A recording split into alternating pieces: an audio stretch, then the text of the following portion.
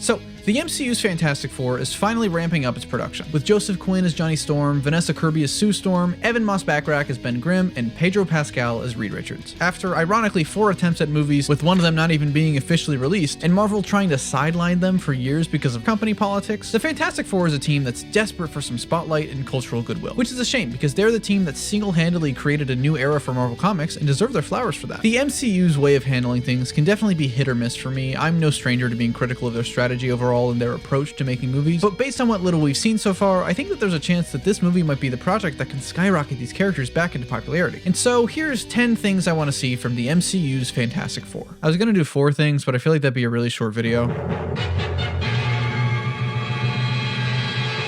The first thing that I want this movie to get right is, well, the Thing. Listen, I had to get that joke over with right away. I know you're already typing in the comments, oh, there's only gonna be one thing for this movie, and it's a very funny joke. Ebon-Moss-Bachrach seems like a great pick. Well, I've never seen The Bear because it seems like a show specifically designed to stress me out because I hate yelling. Step out. Okay, I'm gonna talk to Mark.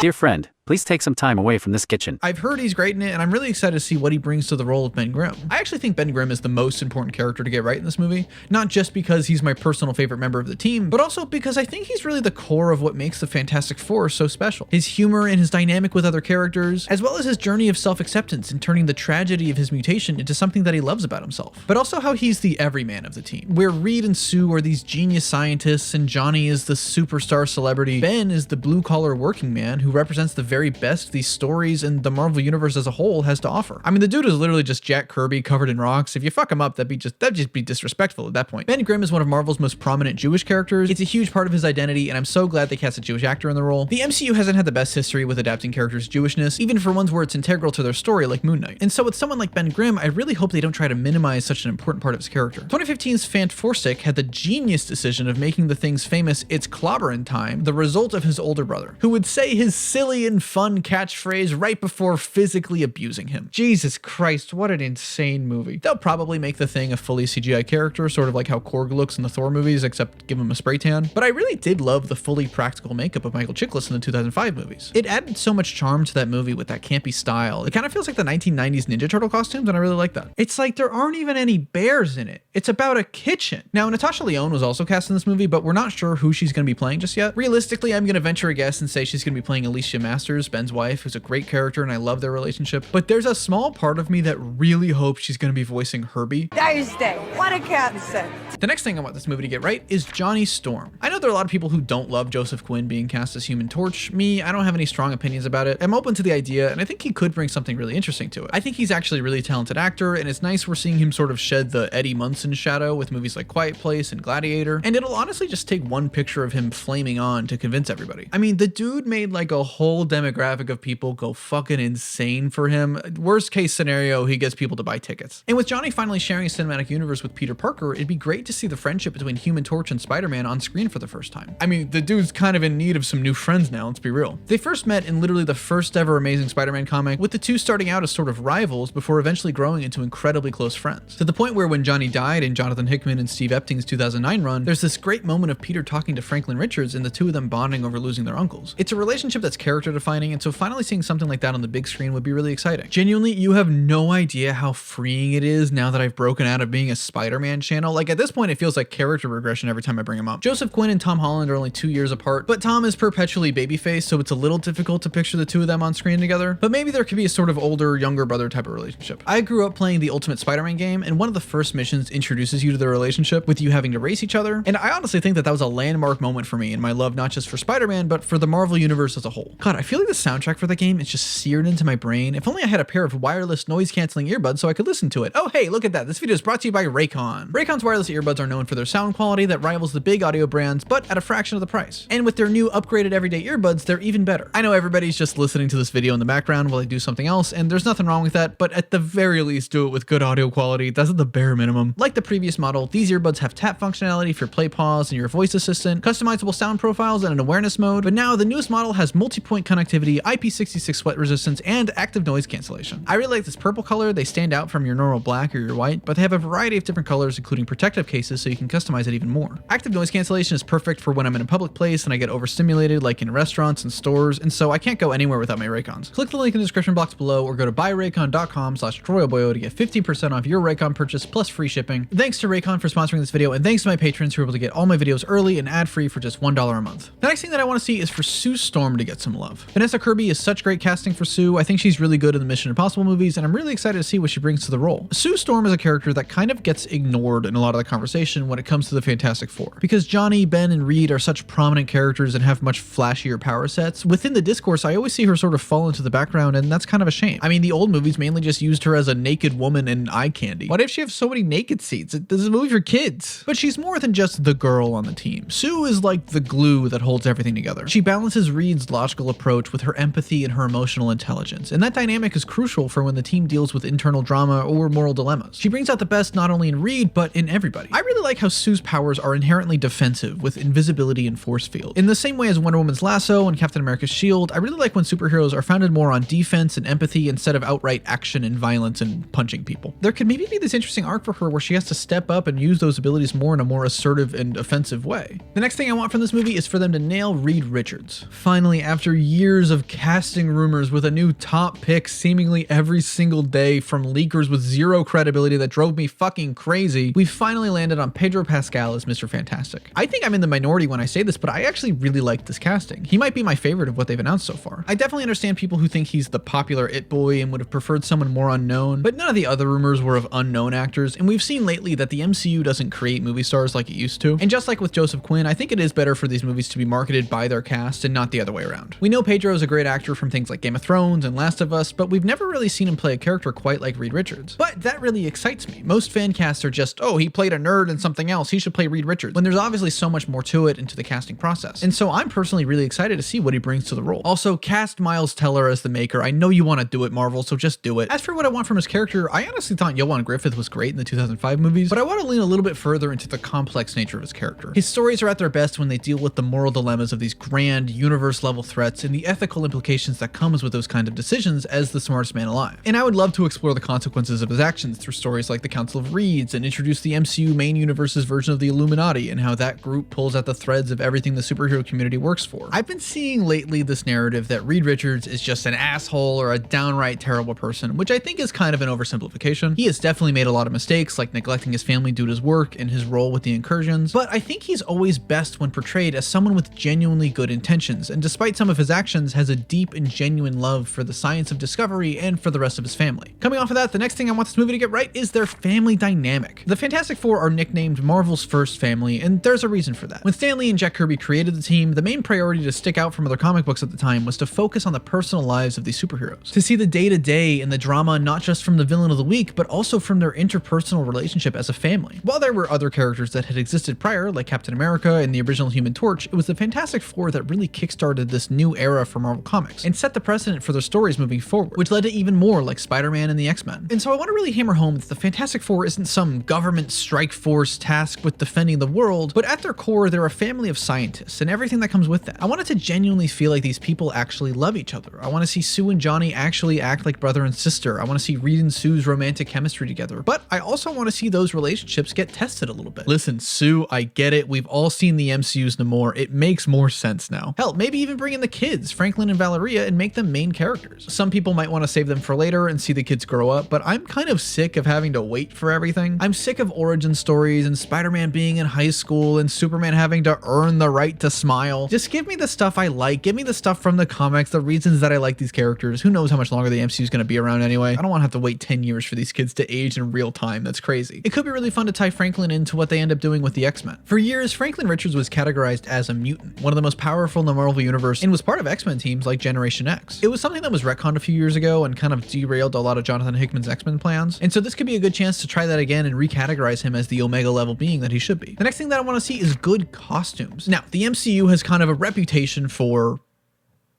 overcomplicating its super suits. I understand shaking up comic designs to adapt into live action. Not everything is going to look like it does on the page, but it's gotten to the point where every single character has the same type of overly designed paneling that I've kind of gotten sick of lately. When I think of characters like the Fantastic Four, it should feel more space age than military. I actually kind of liked how they looked in the 2005 movies. Fan Four Stick is a whole can of worms I don't want to talk about. And John Krasinski's design in Multiverse of Madness was okay, you know, before he got all spaghettified.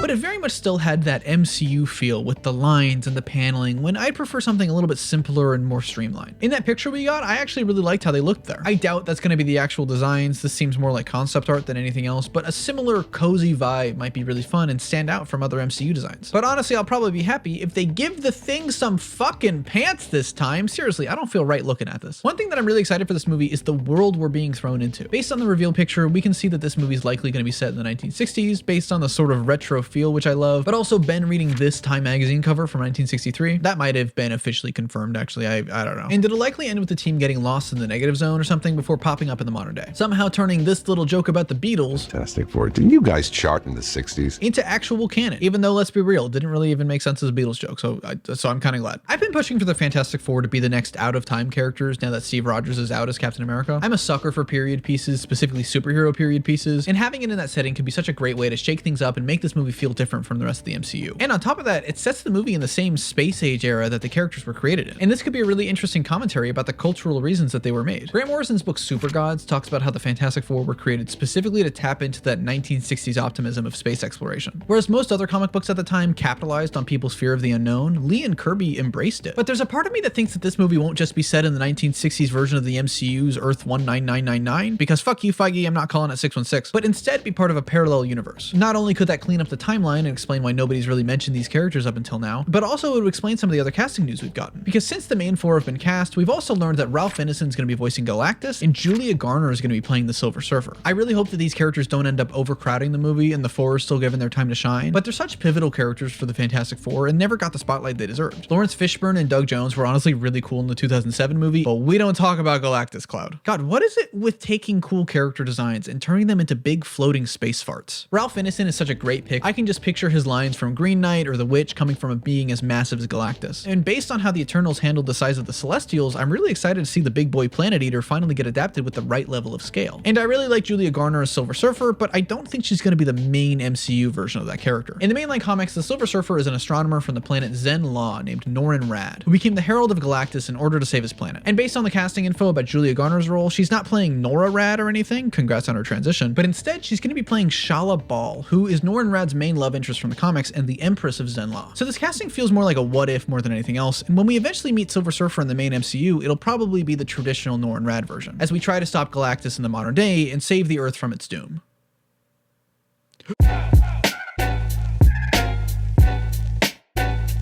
Okay, I'm not trying to be hyperbolic here, but Victor Von Doom is the coolest fucking guy ever, right? He's one of Marvel's most iconic villains for a reason, but he's never really been done justice in the live action movies. Both 2005 and 2015 reduced Doom to just being a generic evil bad guy ripped straight out of a cartoon, which is such a disservice to what the character truly is. There's a level of complexity to Doom's character that nobody's really been able to meet outside of animation. He's a character who borders between villain and anti-hero, but his motivations are never purely evil. Doom genuinely cares for the people of Latveria and genuinely thinks he can save the world, but only can do so under an iron fist, and his personal flaws keep dragging him back into villainy. Add on top of that his relationship with Mr. Fantastic, and I'd want to see this movie set the seeds for that in some way. It's a rivalry that's ballooned to be the core of massive events like Jonathan Hickman's Secret Wars, in the ways that they each represent the two halves of the coin that is scientific innovation. They're both brilliant minds and each recognize each other's genius, but where Reed represents the brighter, hopeful optimism of discovery, Doom represents the darker, more selfish desire for power and pride. But also, holy shit, the aura of this dude is insane. It haunts me every day to think that I don't have his Fortnite skin. Also, use my creator code TroyaBoyo17. I have to say that every time now. Now, I'm sort of 50-50 about Doom being in this first movie or not. On one hand, it might be interesting to take a minute and focus on villains that we haven't seen before, but on the other hand, it's Dr. fucking Doom. Like, what do you want me to say? It might be interesting to sow the seeds of his relationship with Reed and hint towards their rivalry without making it the main focus and building towards that later on. But either way, I think it's absolutely crucial that the MCU finally gives us the Dr. Doom that we've been waiting for. Like, it's Doom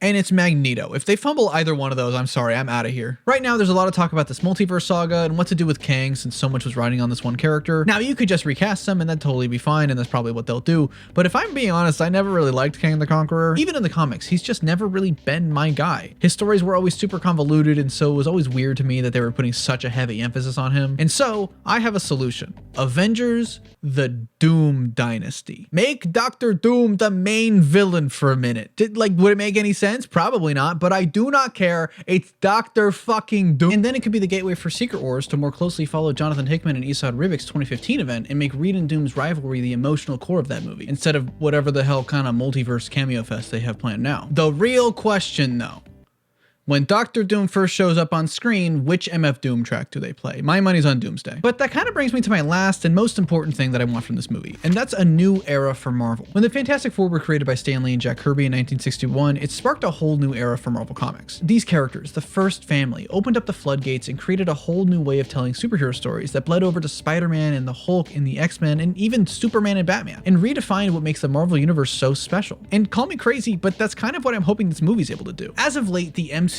hasn't really been interesting me. Aside from this movie, I'm interested to see where they go with Spider-Man. I'll always love Daredevil. I'm cautiously optimistic about the X-Men, and I'm excited for Blade if it ever comes out, but the rest of it just really isn't for me. I don't care about the multiverse. I don't care about Kang or Secret Wars or any of that. It sort of feels like Marvel's plan has kind of lost its touch with the things that I, as a fan of Marvel, am interested in. At best, I'm hoping that this multiverse saga leads to a reboot of the universe where we can take a wholly different approach and put the Fantastic Four and the X-Men front and center. I know it's really easy to shit talk the MCU. Hell, I shit talk the MCU half the time. For years, they were the biggest powerhouse in movies that led to a whole slew of copycats. The source material was being ignored, corners were being cut in the filmmaking with directors not having the creative control that they used to have, and I think a lot of general audiences are now starting to see through some of those flaws, and that's why there's this constant narrative about how the MCU is dying. But the Fantastic Four feels different. From the things we've been seeing and hearing, the tiny glimpses we've gotten, something about this movie makes me feel like it'll stand out from the rest. I might be too optimistic here, and realistically the director, Matt Shakman, is going to make or break this thing, but I legitimately want this movie to succeed. I want this movie to sort of be a return to form for the MCU, to put a focus on their other iconic characters and show that they're still able to make movies with passion and love for the comics that they came from. The time of the Avengers in the old MCU has passed, and I say bring on the new era. But let me know down below what you want to see from the Fantastic Four movie and what other characters are you excited to see from the MCU. Special thanks to Anns, News425, Cabbage Boy, Cassidy, Carol Ann Brenneman, Chicken McDoofus, Cosmic Tragedy, Dan, Danny Boy, Eden Kenna, Egan McFarlane, Evan Bowers, Fastest Man Dead, Hannah C, Howard Bell, If You Know, You Know, Iron Ninja, Jake Selig, Jonathan Young, Glassbear Productions, Morpy, Murno9, Popcorn Eater 123, Sherbit, Spectacular Clyde, TDW Fan, Theo Crouch, Tim Neufeld, Trans Huntress, Troy Spy Razor's Lame, Tyler Goodrich, and Yash Kapoor for being spectacular fanboys on my Patreon. This has been Troy Boy 17 coming at you live. Be responsible, and I'll see you around.